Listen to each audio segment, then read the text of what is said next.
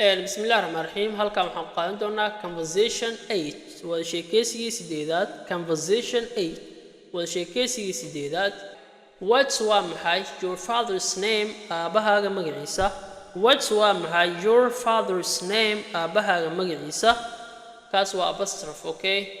what's waa maxay your father's name aabahaaga magaciisa My father's name aabahayga magaciisa is waa Usman waa Usman maxaa dhihi kartaa Uthman waa Usman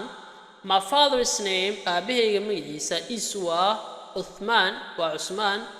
Okay why hi what's waa maxay your mother's name hooyadaada magaceeda What's your mother's name waa maxay magaca hooyadaada My mother hooyadeeda is called waxaa lagu wacaa Halima lagu yeeraa hooyadeeda waxaa lagu wacaa ama waxaa lagu yeeraa Halima ayaa loo yeeraa Okay why hi are they both alive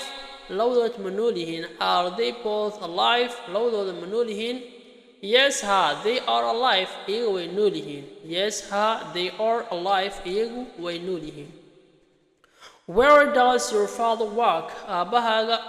halkuu ka shaqeeyaa Where does halkee your father aabahaaga work uu ka shaqeeyaa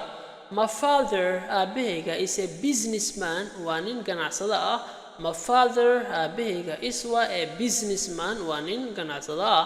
What does maxay your mother hooyadaada do ay samaysaa What does your mother do hooyadaada maxay qabataa oo maxay samaysaa My mother hooyadeeda is a housewife waa guri joogto My mother hooyadeeda my mother hooyadeeda is waa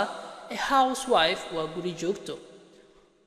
Okay new words waa erey cusub father waa aabe mother waa hooyo both waa labo businessman waa ganacsade housewife waa guri joogto